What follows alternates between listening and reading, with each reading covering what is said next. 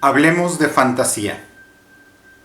Hola, bienvenidos a Esto No Es un Spoiler, mi nombre es Joaquín y el día de hoy estoy muy contento porque tenemos una cámara ya decente para grabar. Y la número 2 es porque con este video estoy empezando una sección que había querido empezar desde hacía mucho tiempo y que había esperado tener la cámara para poderla grabar. Esta sección se va a llamar Hablemos de fantasía. Y estoy súper emocionado porque en esta sección quiero platicar acerca de mi amor por el género de la fantasía de una manera un poco distinta. Ustedes han visto que he hecho muchas reseñas de fantasía, pero no he hablado del género en sí más que haciendo los tops. Entonces, en este video, en esta serie de videos, lo que voy a hacer va a ser hablar de varias cosas. Uno, de la historia del género de la fantasía, con un video hablando de cada época en el desarrollo del género, y otro describiendo cada uno de los subgéneros de la fantasía y algunos de sus representantes y características. Además de hablar de algunos debates sobre lo que considero cuál es la utilidad del género, el rumbo del género, las cosas que me gustan y no me gustan del género. Entonces, todos estos videos van a estar dentro del mismo folder o de la misma playlist donde están mis reseñas de fantasía y mi top 10 de libros de fantasía. ¿Ok? Entonces, bueno, ¿de qué se va a tratar el video de hoy? El video de hoy, que es una de las dos o tres introducciones que quiero hacer sobre esta sección, se va a llamar ¿cuáles son los subgéneros de la fantasía? ¿Ok? Y primero que nada, me encanta hacer estos videos. Una de mis intenciones aquí es tratar de desmentir algunos de los mitos que considero tiene mucho el género, ¿no? Uno de mis mitos favoritos del género es la fantasía solo es o con Tolkien o contra Tolkien. Y ese es de los peores mitos que tenemos porque muchas de las cosas que se dicen acerca del género parten de este supuesto y lo cual es un error, ¿no? La fantasía es riquísima, tiene una tradición riquísima, viejísima, antiquísima, es tan vieja como el hombre mismo, de acuerdo a cómo lo queramos ver, pero al final este va a ser la intención de este video, ¿ok? Entonces me voy a estar ayudando mucho de mi amigo el Pizarrón, no sé si se acuerdan de mi amigo el Pizarrón, ¿ok?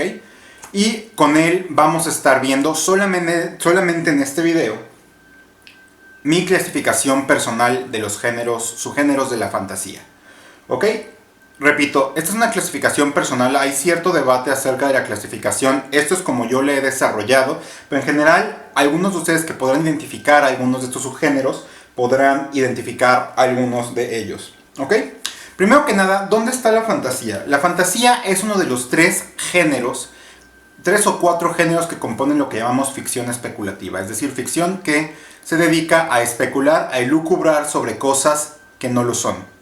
Y la fantasía, que es retrospectiva, quiere decir que habla de un pasado o un presente mítico donde ocurren cosas que no deberían ocurrir racionalmente, es uno de estos cuatro. Los otros obviamente son la ciencia ficción, que es prospectiva, y el terror, que no es prospectivo ni retrospectivo, sino que tiene una tradición completamente distinta y que juega con los miedos del ser humano, y dos más, o puede ser uno o dos más, dependiendo cómo lo vean, que es lo que llaman ucronía, que se llama historia alternativa en inglés, y la distopía, que pueden ser el mismo, ¿no? En algunas tradiciones, ¿no? Ok, entonces antes de empezar con las fundamentales clasificaciones de la fantasía, me voy a detener en lo que yo llamo los géneros puente. Los géneros puente son los géneros que son mitad, o subgéneros que son mitad ciencia ficción y mitad fantasía. Dentro de ellos estoy añadiendo dos, ¿no? Uno es el sci-fi o ciencia fantasía y el segundo es el steampunk, ¿ok? Porque son subgéneros que tienen elementos de fantasía y de ciencia ficción. Y ya saben, ¿no? La ciencia fantasía es uno de los géneros más tempranos de la fantasía. Su principal representante son las novelas de John Carter, de Edgar Rice Burroughs, y que se caracterizan básicamente por ser un mundo en el cual la tecnología ha retrocedido por alguna circunstancia a elementos más bien medievales, pero en un contexto espacial. ¿ok? De John Carter tenemos también Los Dragones de Pern, de Anne McCaffrey, es un gran ejemplo de ciencia fantasía. Y también tenemos El Castillo de Lord Valentín, como una de las grandes representantes del subgénero. Y segundo, el steampunk. El steampunk, que es, ya saben, esta elucubración acerca de cómo se hubiera desarrollado el mundo si hubiera prevalecido la tecnología de vapor en vez de el petróleo y la electricidad. O sea, si nos hubiéramos quedado en la primera en vez de la segunda revolución industrial. Y toda la tecnología estuviera inspirada en las modas, en la manera de ser de la época victoriana. ¿Ok? Entonces estos dos son los subgéneros puente. Cada uno tendrá su video hablando más extensivamente de ellos. Y ahora sí, vayamos a fantasy proper, la fantasía propia. La división principal de la fantasía ocurre entre fantasía alta y fantasía baja. Así como la ciencia ficción se divide principalmente en ciencia ficción dura y ciencia ficción suave. La fantasía alta y la fantasía baja, su división es cuál es el grado de la existencia del mundo real dentro o en relación al mundo fantástico. ¿Ok? Algunas tradiciones consideran que la baja fantasía significa un lugar fantástico donde casi no hay magia, donde la magia no genera grandes cambios en la trama, pero la clasificación normal, que es la que yo tiendo a usar, es que la fantasía alta es... La fantasía alta es una fantasía en la cual el mundo fantástico existe con independencia del mundo real, y la fantasía baja en realidad es lo que ocurre en el mundo real, pero con elementos que racionalmente no deberían ocurrir. Es raro encontrar sagas de fantasía baja. Algunos dirán que Harry Potter es fantasía baja. Sin embargo, Harry Potter se considera fantasía alta porque el mundo de los magos, el mundo mágico, ocurre dentro del mundo real y con independencia acerca de él. Entonces, una de las sagas propias de fantasía baja es Los 6 signos de la luz, de Susan Cooper, que es el único representante puro que puedo pensar.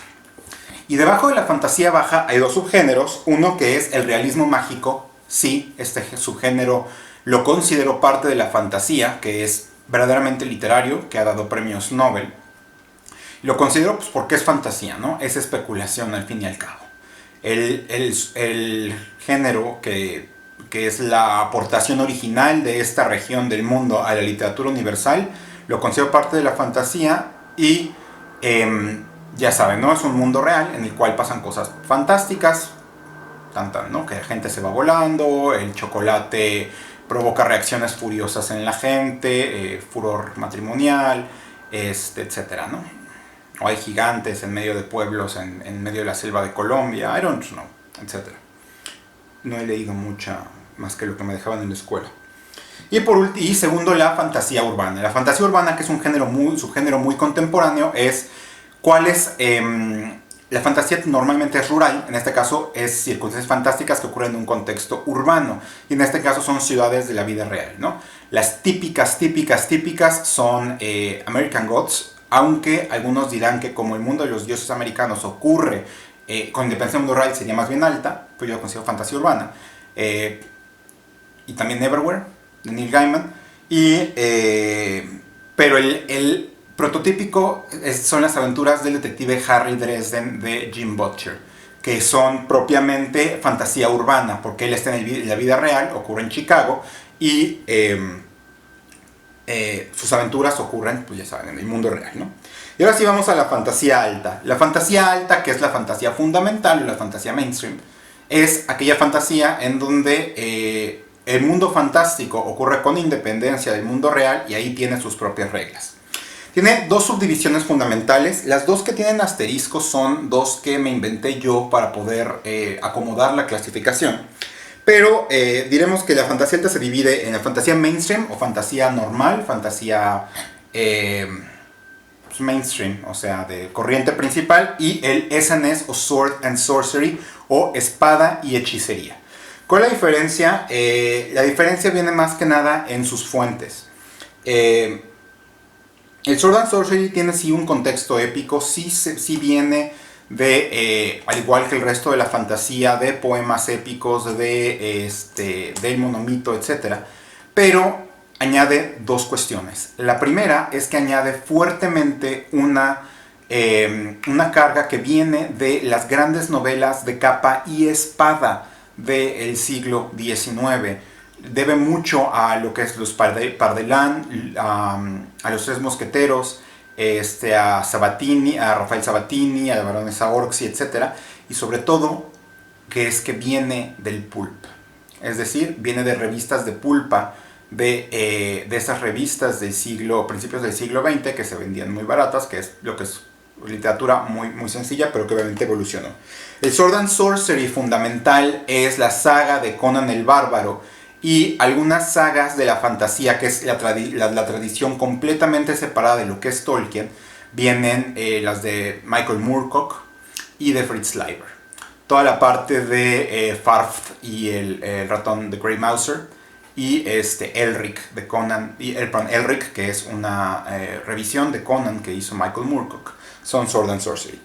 Y de la fantasía de Les Années y de la fantasía mainstream y clásica vienen dos hijos, porque yo creo que consideran elementos de ambas, que es el Grimdark y la fantasía heroica. La fantasía heroica fundamental es el hijo normal y natural del Sword and Sorcery. En algunos casos se consideran términos overlapping. Yo lo considero un poco separado porque la fantasía heroica es más moderna. La fantasía heroica, ya saben, en vez de enfocarse en grandes batallas con grandes repartos, por así decirlo, se enfocan en el viaje personal de un héroe. ¿Okay? El típico escritor de fantasía heroica se llamaba David Gemmell, con su saga de Waylander y The King Beyond the Gate y Leyenda y demás. Y el Grimdark, ¿no?, que todos conocemos, que es la fantasía gritty, oscura, cínica de hoy en día, que viene de Martin, y sus representantes principales son obviamente Joe Abercrombie y Steven Erikson. ¿Okay? Donde la moralidad es tenue, donde se hace mucho énfasis en los temas oscuros del mundo fantástico, y donde pues, y eso es lo que aprecian mucho los fanáticos, donde no hay un héroe, no hay monomito, no hay Campbell, y no hay una seguridad existencial para el héroe, ¿no? Y ya por último, ya nos hacemos a la fantasía mainstream, o a fantasía de corriente principal, de la cual sale un hijo interesantísimo, que es la fantasía de costumbres. La fantasía de costumbres es fantasía sin magia. Y una de las grandes trilogías de fantasía, que es la trilogía de Gormenghast, es una trilogía sin magia. Y se considera fantasía porque si no se especula con cosas que no deberían ocurrir, se especula con cómo se comporta la gente en un mundo que no es este. Y sin ser magia es verdaderamente fantástico, ¿no?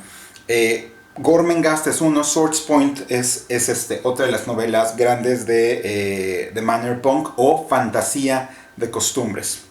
Y ahora sí vamos a la fantasía clásica. La fantasía clásica, que muchas veces intercambiablemente se usa con fantasía épica, ahora sí es lo que consideramos que es la fantasía nominalmente normal. ¿Ok?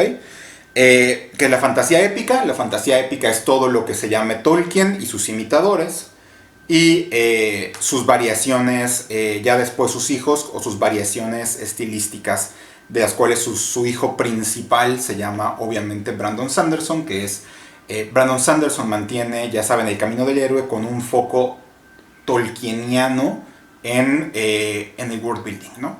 A niveles obsesivos, igual que Tolkien lo hacía.